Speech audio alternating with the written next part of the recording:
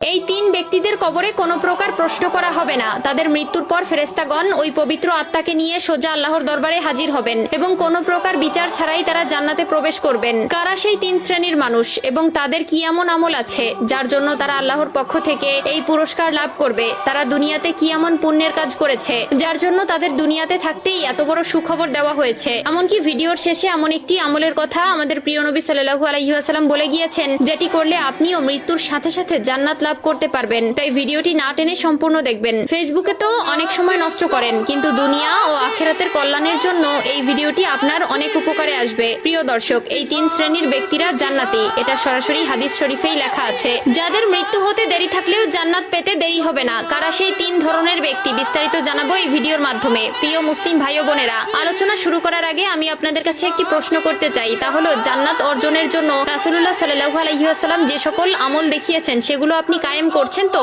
যদি করে থাকেন এবং প্রিয় নবীকে অন্তর থেকে ভালোবেসে থাকেন তাহলে কমেন্টে আলহামদুলিল্লাহ লিখে যাবেন। আর যদি শুরু করবেন ভেবে থাকেন তাহলে ইনশাআল্লাহ লিখে যাবেন। ভিডিওটি শেয়ার করার মাধ্যমে অন্য সকল মুসলিম ভাই বোনদের মাঝে ছড়িয়ে দিন। আপনার একটি মাত্র শেয়ারে এই তিন প্রকার জান্নাতি ব্যক্তিদের সম্পর্কে অন্যরাও জানতে পারবে। প্রতিটি মুসলিম ব্যক্তির স্বপ্ন পরকালে জান্নাত লাভ করা। আমরা প্রতিনিয়ত হাজার আমল করে থাকি, কিন্তু কেমন হবে যদি জান্নাত আপনার জন্য অপেক্ষা করে? আপনি যখনই মৃত্যুবরণ করবেন সাথে সাথে জান্নাতের দিকে অগ্রসর হবেন। শুনে আশ্চর্য হচ্ছেন? হ্যাঁ, এমনই তিন ধরনের ব্যক্তি আছে, যাদের মধ্যে প্রথম কাতারের ব্যক্তিবর্গরা হচ্ছেন যারা শহীদ হয়েছেন। এখানে শহীদ বলতে উল্লেখ করে তাদেরকেই বোঝানো হয়েছে যারা দ্বীন ইসলাম প্রচার ও তার রক্ষায় সশস্ত্র কাফেরদের হাতে নিহত হয়েছেন। তবে মহানবী সাল্লাল্লাহু আলাইহি ওয়াসাল্লাম এই এক শ্রেণীর লোক ব্যতীত আরো কিছু মানুষদেরকে শহীদের খেতাব দিয়েছেন, যারা মূলত দুর্ঘটনায় মৃত্যুবরণ করেছেন, তবে আত্মহত্যাকারী চির জাহান্নামী। দ্বিতীয় শ্রেণীর ব্যক্তিবর্গরা হচ্ছেন তারা যারা জুমার দিন বা রাতে মৃত্যুবরণ করবেন। আমরা সকলেই জানি হাদিস ও কোরআনে জুমার দিনকে সাপ্তাহিক ঈদের দিন বলে ঘোষণা দেওয়া হয়েছে